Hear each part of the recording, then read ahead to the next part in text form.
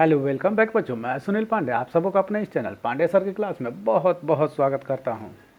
आज हम लोग पढ़ने जा रहे हैं कक्षा 8 की सामाजिक विज्ञान की पुस्तक हमारी दुनिया का अध्याय 1 घ ऊर्जा का संसाधन।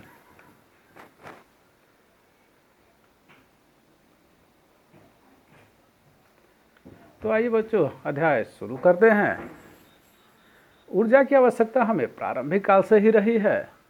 विकास के आरंभिक दौर में शारीरिक ऊर्जा का उपयोग किया गया, परंतु कालांतर में लकड़ी, कोयला, पेट्रोलियम, जल विद्युत, परमाणु ऊर्जा का उपयोग बढ़ा और अब तो सौर ऊर्जा, पवन ऊर्जा, ज्वारीय ऊर्जा, भूतापीय ऊर्जा एवं बायोगैस का भी उपयोग करने लगे हैं। ऊर्जा के इन साधनों को दो वर्गों में बांटा गया है, क परंपरागत स्रोत और ख गैर परंपरागत स्रोत। ऊर्जा के परंपरागत स्रोत सदियों से ऊर्जा प्रदान करते आ रहे हैं, परंतु ये स्रोत क्षयशील एवं अनवीकरणीय हैं। परंपरागत स्रोत के अंतर्गत कोयला, पेट्रोलियम, प्राकृतिक गैस, जल विद्युत इत्यादि शामिल हैं। इनमें जल विद्युत को छोड़कर सभी अनवीकरणीय स्रोत हैं।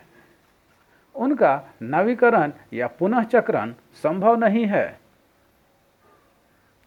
भारत में कोयला शक्ति या ऊर्जा का मुख्य स्रोत है। देश में इसका कुल भंडार लगभग 26,454 करोड़ टन है।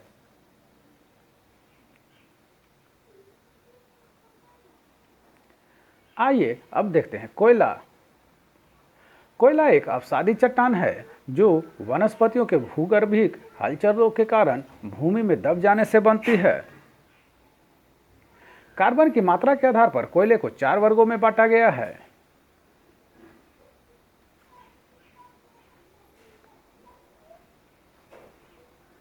पहला एंथ्रेसाइट, जिसमें कार्बन की मात्रा 90% से ऊपर होती है।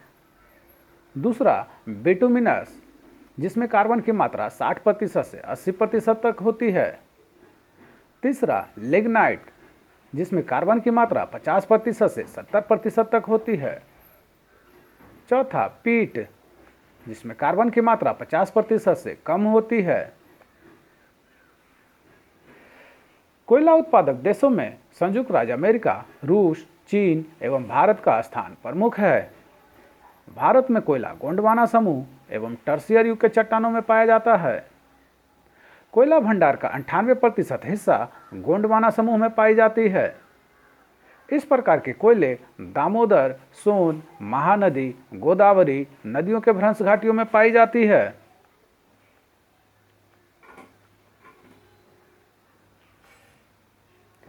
कोयले के उत्पादक राज्यों में झारखंड का झरिया, बोकारो, धनबाद, गिरिडीह एवं रामगढ़ क्षेत्र, छत्तीसगढ़ का चिरीमिरी, झिलमिली, कोरबा, उड़ीसा का तालचर, पश्चिम बंगाल का रानीगंज, मध्य प्रदेश का सिंगरौली, सोहागपुर, मोहपानी एवं महाराष्ट्र का चांदावर्धा, कामपट्टी एवं बर्दर प्रमुख है। टर्शियर कालीन कोयला असम, अरुणाचल प्रदेश, मेघालय, जम्मू कश्मीर में निकाला जाता है। इस युग की चट्टानों में निम्न कोटि का कोयला पाया जाता है। लिग्नाइट कोयला का उत्पादन तमिलनाडु के लिग्नाइट बेसिन तथा राजस्थान, गुजरात एवं जम्मू कश्मीर से होता है। आइए अब देखते हैं पेट्रोलियम। पेट्रोलियम हमारे जीवन का अनिवार्य अंग है। यह भारत में पहली बार 1866 ईस्वी में पता चला तथा 1890 में डिगबोई में पहली बार तेल मिला। इसके बाद 1959 में खंभात के क्षेत्र में और फिर 1975 में मुंबई हाई तेल क्षेत्र का पता लगा। भारत के अलावा मध्य पूर्व के देशों संयुक्त राज्य अमेरिका, रूस, दक्षिण अमेरिका, अफ्रीका एवं यूरोप में भी तेल पाया जाता है। विश्व में तेल उत्पादक देशों में इराक का किरिकुक, ईरान का मस्जिद, सुलेमान, गुलसारन, करमशाह, लाली, सऊदी अरब में दमाम, कातिफ, अबकेक, कुवैत में बुरगन क्षेत्र महत्वपूर्ण है। भारत में तेल उत्पादन की दृष्टि से असम, अरुणाचल प्रदेश, नागालैंड, महत्वपूर्ण हैं। महाराष्ट्र राज्य से पश्चिम अरब सागर में मुंबई हाई प्रमुख उत्पादन केंद्र है। यहाँ समुद्र में सागर सम्राट नामक जलमंच बनाया गया है जो तेल खनन का काम करने में मदद करता है। इसके अलावा कृष्णा, गोदावरी तथा कावेरी नदियों के बेसिन में भी तेल मिले हैं।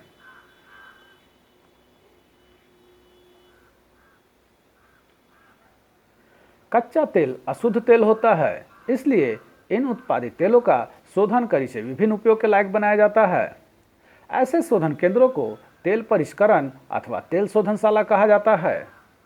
देश में 18 से अधिक तेल शोधनशालाएं कार्यरत हैं तथा निजी क्षेत्रों के भी कई केंद्र विकसित किए जा रहे हैं। बिहार में बरौनी ऐसा ही एक तेल शोधनशाला है। आइए अब देखते हैं प्राकृतिक गैस। प्राकृतिक गैस का उपयोग मोटर गाड़ियों को चलाने, खाना पकाने, विद्युत उत्पादन, मशीनों को चलाने में किया जाता है। भारत में प्राकृतिक गैस का कुल भंडार 700 अरब टन है। देश में कुल 3,340 किलोमीटर गैस पाइपलाइन द्वारा इसका वितरण एवं विपणन किया जा रहा है। इसके अंतर्गत हजीरा विजयपुर जगदीशपुर गैस पाइपलाइन, जो कि 1,730 किलोमीटर लंबा है, सबसे लंबा गैस पाइपलाइन है। आइए अब देखते हैं जल विद्युत। देश में जल विद्युत का पहला संयंत्र 1897 में दार्जिलिंग में लगाया गया था। बाद में कावेरी नदी के शिव समुद्रम, जो कि कर्नाटका में है, इसका सफल एवं व्यवस्थित उत्पादन शुरू हुआ। इसके बाद देश में बहुउद्देशीय नदी घाटी परियोजना द्वारा कई जल विद्युत केंद्र विकसित किए गए। इनमें भाखड़ा नांगल परियोजना, जो कि सतलज नदी पर है, दामोदर नदी घाटी परियोजना, जो कि दामोदर नदी पर है, रिहंद परियोजना, जो कि सोन नदी पर है, हीराकुंड परियोजना, जो कि महानदी पर है, तुंगभद्रा परियोजना, जो कि तुंगभद्रा नदी पर है, मुख्य हैं। इन परियोजनाओं में हीराकुंड परियोजना विश्व में सबसे लंबी बांध वाली परियोजना है, जबकि भाखड़ा नांगल 225 मीटर ऊंची भारत की सबसे बड़ी परियोजना है।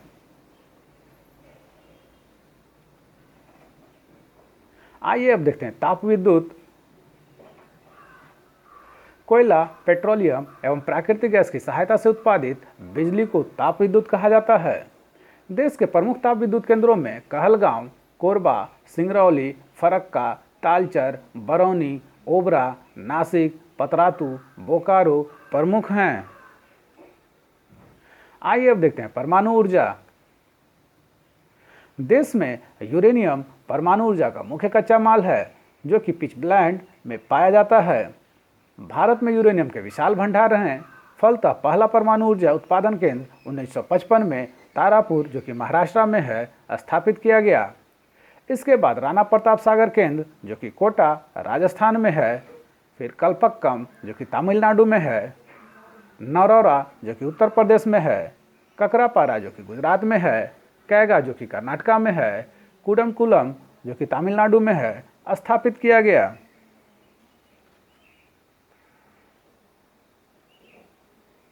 आइए अब देखते हैं ऊर्जा के गैर पारंपरिक स्रोत। वर्तमान समय में ऊर्जा के ऐसे कई स्रोत खोज लिए गए हैं जिनके भंडार असीमित हैं, कभी खत्म नहीं हो सकते हैं। इसलिए इन स्रोतों को अक्षय स्रोत या नवीकरणीय स्रोत कहे जाते हैं। इन स्रोतों में सौर ऊर्जा, पवन ऊर्जा, ज्वारीय ऊर्जा, भूतापीय ऊर्जा एवं जैव ऊर्जा शामिल है। तो सबसे पहले देखते हैं सौर ऊर्जा।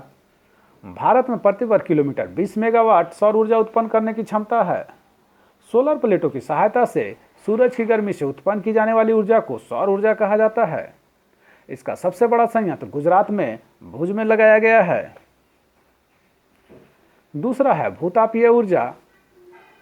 पृथ्वी के अंदर प्रति 32 किलोमीटर की गहराई पर 1 डिग्री सेंटीग्रेड का तापमान में वृद्धि होती है। इस दृष्टि से पृथ्वी के भीतर ऊर्जा या ताप संग्रहित है, जिसे भूतापीय ऊर्जा कहा जाता है। इस ऊर्जा को विशेष तकनीक द्वारा पृथ्वी के ऊपर लाकर विद्युत उत्पन्न की जाती है। हिमाचल प्रदेश के मणिकरण, लद्दाख के पूगा घाटी तथा मध्य प्रदेश के तातापानी में इसके संयंत्र लगे हैं।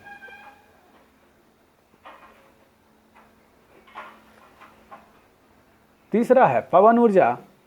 तेज बहते हुए पवन से ऊर्जा का उत्पादन पवन ऊर्जा कहलाता है। देश के गुजरात, तमिलनाडु, महाराष्ट्र, आंध्र प्रदेश, कर्नाटक में इसके दोहन की अच्छी संभावनाएं हैं। भारत में पवन ऊर्जा की उत्पादन क्षमता 50,000 मेगावाट है। गुजरात के लांबा में एशिया का सबसे बड़ा संयंत्र लगाया गया है। तमिलनाडु के तूतीकोरिन में भी पवन फार्म लगाए गए हैं। आइए अब देखते हैं चौथा, ज्वारीय ऊर्जा। तटीय भागों में आने वाले ज्वार से पैदा की जाने वाली ऊर्जा ज्वारीय ऊर्जा है। भारत के तटीय भागों में इसके विकास की असीम संभावनाएं हैं। अनुमान है कि देश में 8,000 से 9,000 मेगावाट संभाव्य ज्वारीय ऊर्जा हैं। खंभात की खाड़ी इसके लिए सबसे अनुकूल है। कच्छ की खाड़ी और सुंदरवन क्षेत्र में भी ज्वारीय ऊर्जा उत्पादन की संभावनाएं हैं। आइए अब देखते हैं संसाधन संरक्षण। ऊर्जा संसाधनों के अंतर्गत परंपरागत स्रोत क्षयशील एवं अनवीकरणीय हैं, परंतु इनकी आवश्यकता एवं जरूरत हमेशा रहेगी। मानव के लिए ऊर्जा आवश्यक है, इसलिए आवश्यक है कि हम इन संसाधनों का संरक्षण करें।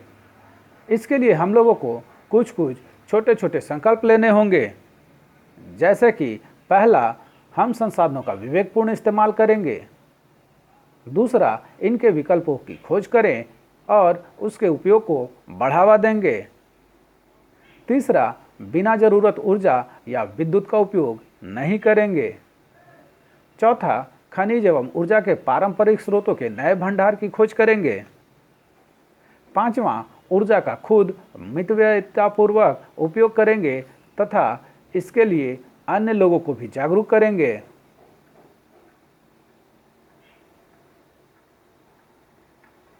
तो आइए अंत में देखते हैं हमने क्या सीखा। गोंडवाना कालीन चट्टानों में कोयले के भंडार मिलते हैं। दूसरा, कोयला का सर्वोत्तम किस्म एंथ्रासाइट है। तीसरा, सिंगरौली कोयला क्षेत्र मध्य प्रदेश में है। चौथा, हुगड़ी जन में पेट्रोलियम का उत्पादन होता है। पांचवा, पवन ऊर्जा उत्पादन से संबंधित क्षेत्र लांबा है। छठा, पूगा घाटी प्रसिद्ध है भूताप के लिए। सातवां, कलपक्कम में परमाणु ऊर्जा का उत्पादन होता है। आठवां, भाखड़ा नांगल 225 मीटर ऊंची परियोजना है। नौवां, अंकलेश्वर में पेट्रोलियम का उत्पादन किया जाता है। 10वां, हीराकुंड जल विद्युत परियोजना महानदी पर विकसित किए गए हैं। 11वां, मथुरा तेल शोधन केंद्र उत्तर प्रदेश राज्य में है। तो आप सबों को हमारा यह प्रयास कैसा लगा, हमें जरूर कमेंट कर बताएं। हमारे इस चैनल पांडे सर की क्लास को जरूर से जरूर सब्सक्राइब करें और बेल बटन को दबाएं ताकि आने वाली वीडियो का नोटिफिकेशन आपको मिलता रहे। दूसरों के साथ इसे शेयर करें और हाँ, लाइक करना तो बिल्कुल ना भूलें। आपका लाइक करना ही हमारे मेहनत का फल है। धन्यवाद। Thank you.